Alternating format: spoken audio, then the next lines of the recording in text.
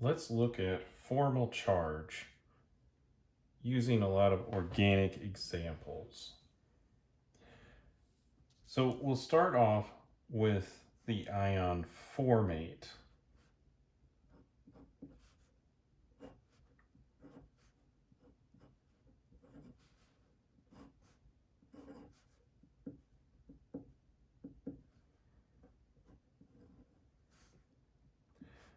Formate has a negative charge overall, and it has this Lewis structure. Now let's calculate the formal charge for each atom in this structure. The easiest way to do that is to divide each one of these bonds in half and assign one electron to either atom on either side of the bond. And lone pairs count only for the atom that they're on. So doing this, we divide this bond in half. One electron goes to the carbon, one goes to the hydrogen. Hydrogen began with one valence electron. So since it still has one, the formal charge here is 0. Now let's move to carbon. We have one electron there, one from this bond, one from that one, and one from that one. That's 4. Carbon started with 4 valence electrons. It still has 4. That has a formal charge of 0. This oxygen up here is 1, 2, 3, 4, 5, 6. It has 6 valence electrons. It still has 6. That's 0. Now we get to this one. We have 1 electron there, and then 6 more. That's 7 electrons. It started with 6. It has 1 additional electron. Therefore, it has a formal charge of -1, which should be expected because the formal charges within a molecule or ion need to add up to the charge of that molecule or ion. So if it's a neutral molecule, it needs to add up to 0.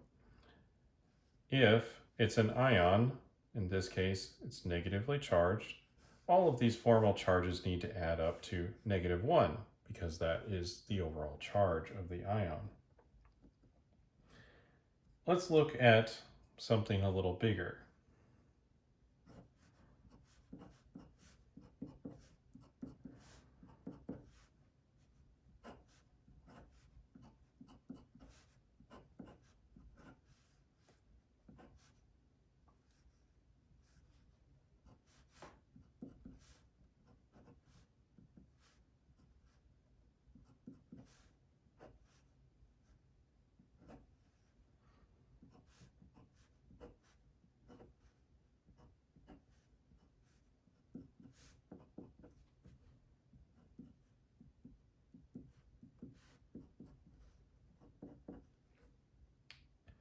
So here we have a neutral molecule.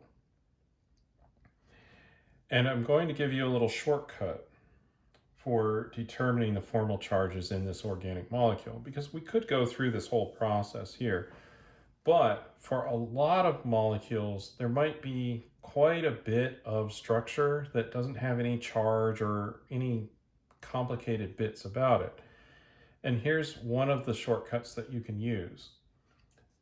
And this works for carbon, nitrogen, oxygen, and fluorine. And you might be able to use it on other elements, but it really works on these. And hydrogen in some sense because, but it's a slightly different rule. You've all heard of the octet rule. And you may be asking yourself, well, where does that actually come from? Or why is it a rule? Or, you might have questions about that. And one of the things that the octet rule will automatically do, especially for carbon, nitrogen, oxygen, or fluorine, not necessarily for other elements, and I'll have some examples about that. If you have an octet with these elements, the formal charge will be 0. So we could go through here, and for hydrogen, if it's sharing 2 electrons, that'll be 0. Okay, that's the thing for hydrogen. So everything here is 0. Carbon has an octet here, 0. Same thing there. Nitrogen, octet, yes. This carbon, octet. That carbon, octet. Now chlorine, we might want to check on that because it's one row down, and the row down from carbon, nitrogen, oxygen, fluorine, that second row, the third row down, it can have expanded octets, and that might be the thing that we should do. So you need to check those. So let's just check the chlorine here just to make sure. 1, 2, 3, 4, 5, 6, 7. It started with 7, it has 7 now. So everything in this molecule is formal charge of 0 everywhere about it. Now, where this does not work is with elements that have the capability of expanding their octet. So let's look at sulfur. That's a good one that can expand its octet.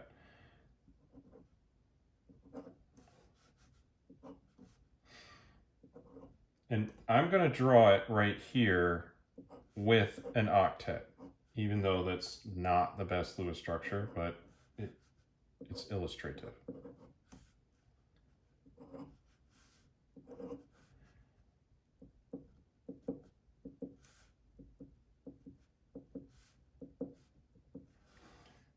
This is the mesylate group. We'll study that later.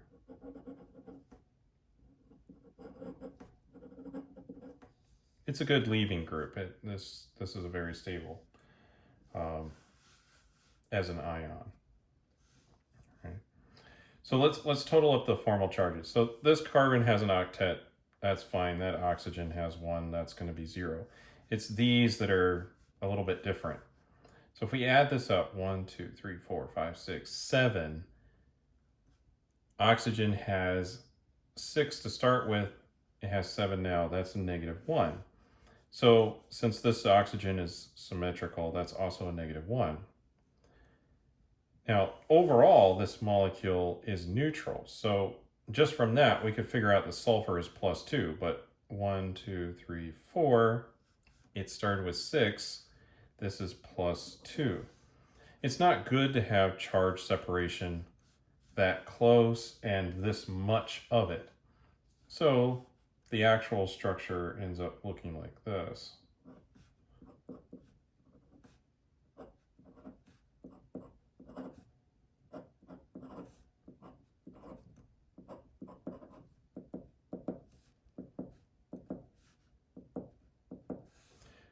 Now, you can check this, but everywhere on here will have a formal charge of 0.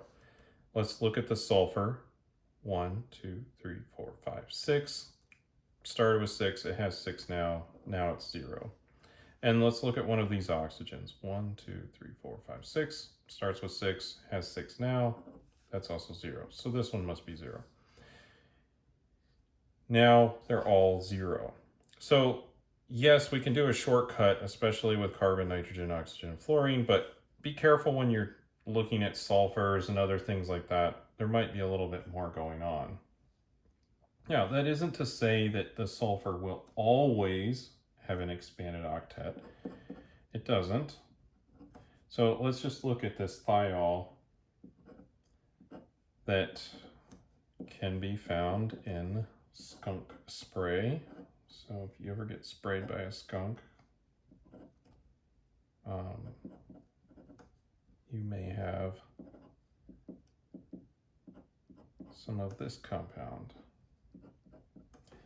which is called E2-butin-1-thiol. So, all right, so this part of the molecule is all carbon-hydrogen stuff, and it has octets everywhere. So let's just look at the sulfur. We have sulfur 1, 2, 3, 4, 5, 6. Starts with 6.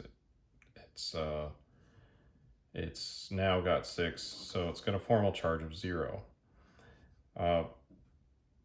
And you'll notice it has an octet around it. So sulfur doesn't have to have an expanded octet. Chlorine doesn't have to have an expanded octet, but sometimes it does. And so it's worth checking those. Otherwise, you can look at especially a neutral molecule and determine that if it has octets, it's made of these elements and hydrogen, with the exceptions for hydrogen, then you can say formal charge 0. It's worth checking out for ions to be able to locate where charges are on the molecule or on the ion.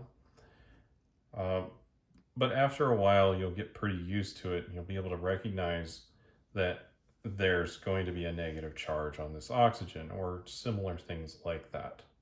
But that's how to calculate formal charge, and we'll see you in the next video.